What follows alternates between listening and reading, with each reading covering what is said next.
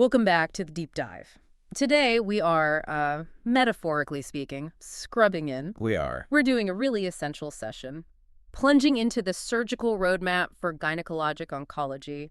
We're going to be pulling out the most critical high-yield stuff from a major clinical atlas. And this source, it's really important to frame it correctly. It's not a diagnostic guide. Think of it more like a detailed surgical cookbook. A cookbook? I like that. Yeah. Once you've made the decision on the procedure, this is your step-by-step. It's all about the how, with a huge focus on perioperative safety. So our mission here is really to distill all of that for you. And it's a field that has just changed so dramatically. I mean, we're so far past the days when every big procedure was a massive open case. Oh, completely. Laparoscopic and robotic techniques are really the dominant route now, even for these huge debulking procedures. Which is fantastic for patients, of course, but it means that mastery of safety and risk management is just, it's non-negotiable. Everything. Absolutely. The most advanced technique in the world doesn't matter if the basics aren't rock solid. That's where we have to start. Okay, so when we talk about minimizing risk, the very first place to start isn't with a scalpel, it's with a checklist.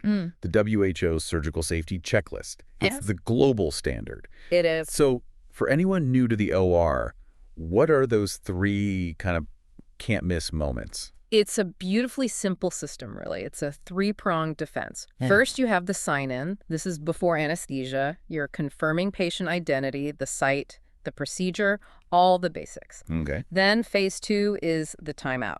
This happens right before the first incision. The entire team just stops. You confirm, again, correct patient, site, procedure, and you talk about any critical events you're anticipating. And the third?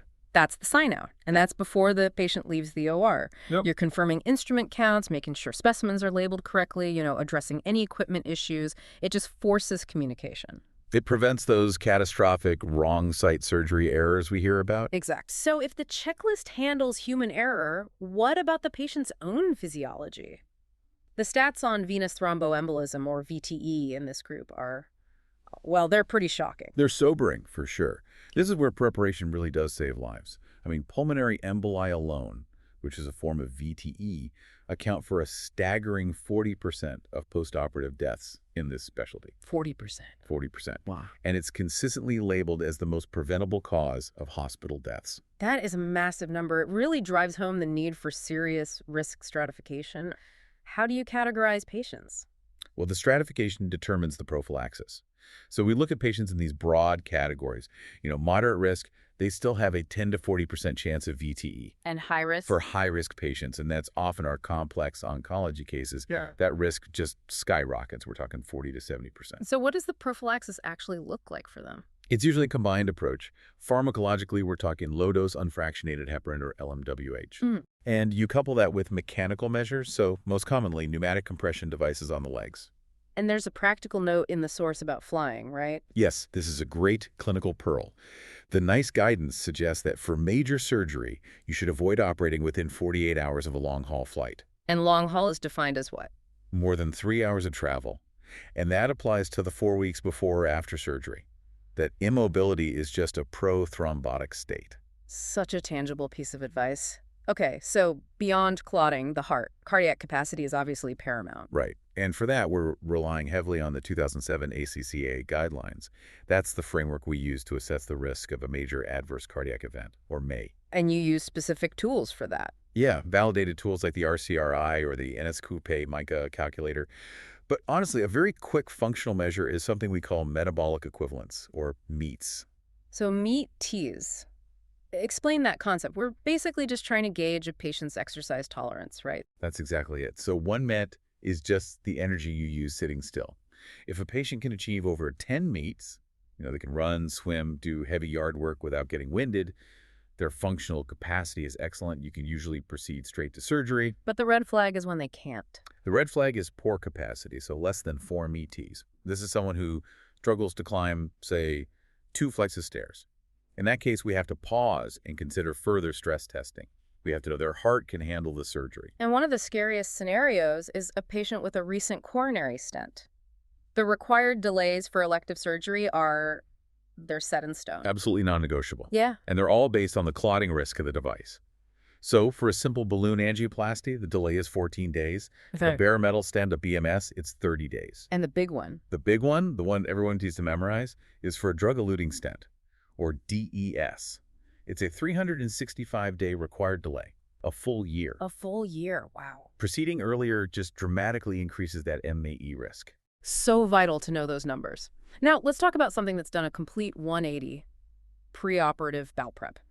For decades, it was just gospel. Oh, it was dogma. So what did the evidence finally tell us? It's one of those amazing counterintuitive findings. Everyone assumed clearing out the bowel would reduce infection risk. Makes sense, right? It's logical. But a huge Cochrane review back in 2011, looking at thousands of patients, found zero benefit from mechanical bowel prep. Zero. No benefit at all. In fact, there was a trend toward increased post-operative infectious complications. Bro, why? The thinking is maybe it causes electrolyte shifts or some kind of mucosal injury, so just don't do it anymore. So the modern approach is to skip it and instead just be ready to manage the consequences, like a post-operative ileus. Precisely. The focus now is conservative management. Get the patient moving, minimize narcotics because they slow the gut down, and NG tube is really only if that conservative approach fails. Okay, let's shift gears from safety to diagnostics. Let's talk tumor markers. We hear about the ideal marker, but it doesn't really exist, does it? It's purely theoretical. One with 100% specificity and sensitivity, it's a unicorn. Most of what we use aren't truly tumor-specific. They're tumor-associated antigens. So the body produces them in response to the tumor. Exactly, or the tumor itself produces them. But they're useful for monitoring and prognosis, not really for a standalone diagnosis. And the classic example here has to be CA-125 for ovarian cancer. The cutoff is 35. Why do we have to take that number with a huge grain of salt? Because of its profound lack of specificity. I mean, an elevated CA-125 in a postmenopausal woman with a pelvic mass is definitely concerning, but it can be elevated in just about any benign GYN condition you can think of.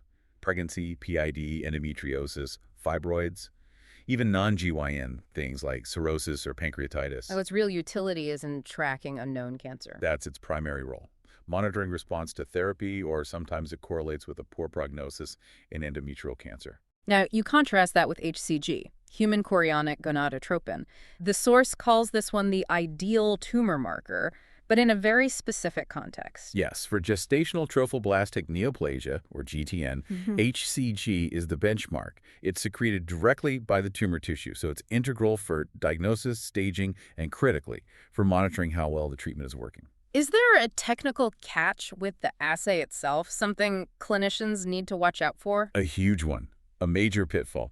In cancer, HCG isn't just one molecule. It breaks down into all these different forms: intact, nicked, free subunits. Okay. If you use a standard pregnancy test, which only detects the intact form, you can get a false negative. You can completely miss active disease. You need a special kind of test. You need an assay that detects all the circulating fragments. It's an absolutely critical piece of knowledge for anyone monitoring GTN. Moving on to imaging, how is something like an MRI with diffusion-weighted imaging, or DWI, changing the game? Well, MRI with DWI gives us functional information, not just a picture of the anatomy. DWI measures the random motion of water molecules.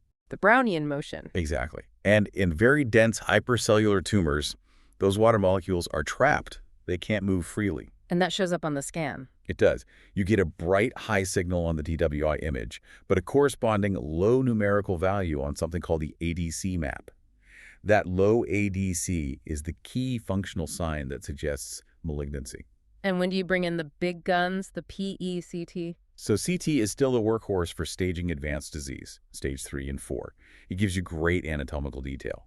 But PDT-CT, that tells you what's metabolically active. So you can find a tiny node that looks normal on CT? Precisely. You might see a small, non-enlarged lymph node that lights up on the PD scan. That tells you it's metabolically active, and that's where the disease is. It completely changes your surgical or radiation plan. The technical execution of these surgeries has evolved so much. We talked about the shift to laparoscopy and robotics. What's the evidence say about the outcomes? The evidence is strong. Often level A evidence. I mean, take early-stage cervical cancer. Laparoscopic assisted radical vaginal hysterectomy, or LAVRH, has the same cure rate as the big open procedure. But with better recovery. Way better. Significantly less blood loss, fewer complications, and just dramatically improved post-operative comfort. And then robotics took that even a step further. Robotics really solved the key problem with standard laparoscopy, which was maneuverability deep in the pelvis. The articulated instruments and 3D vision give surgeons back a lot of dexterity. And that means fewer conversions to an open surgery. Exactly. The conversion rate to laparotomy has gone way down, which is just a massive win for patients. A huge consideration, especially for younger patients, is preserving fertility. Radical tricholectomy makes that possible for some cervical cancers. What are the limits there? It's a remarkable procedure for sure. Usually for stage IA2 to IB1 lesions, pretty small ones. But the obstetrical risks, they require some really intense counseling. So while about 2/3 of pregnancies after the procedure do reach the third trimester, the rate of second trimester loss is significantly higher than the general population. Why is that? You've surgically shortened the cervix, and the mucus plug might be less effective. It just raises the risk of infection and premature labor. These patients need really close, multidisciplinary care. We've also seen new principles emerge, like total mesometrial resection, or TMMR. That sounds complicated. It's a fascinating concept, really, because it ties the surgery right back to embryology. How so? It's about removing the entire embryologically derived Mullerian compartment and all its draining lymph nodes. The theory is that by following those embryonic planes, you get the most complete tumor clearance possible. Which could mean avoiding radiation later on. That's the hope in some select cases. Finally, we have to touch on complications.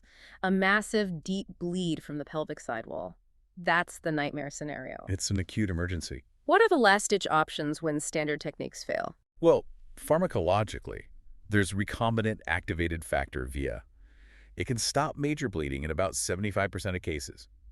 But it comes at a cost. Which is? A serious 16% risk of major thromboembolic complications, like a stroke or heart attack. It's a big trade-off. And mechanically, I've heard the term parachute packing. Yes.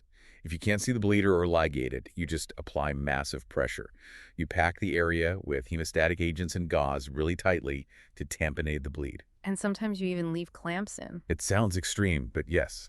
If the only thing controlling the bleed is a clamp deep in the pelvis, you might actually close the patient up, leave the clamp in place for up to 48 hours, and take them back to the ER later to remove it. Incredible. It just highlights the stakes involved. It really does. So this shift to robotics, Yeah. it creates a huge training challenge, right? If the main surgeon is on a console across the room, how does the trainee learn? That's the central problem. It's forced us to move away from that old see one, do one, teach one model, which was always so subjective. So now we're moving to objective metrics. Exactly. We have tools like OSATs and the robotic-specific RSATs.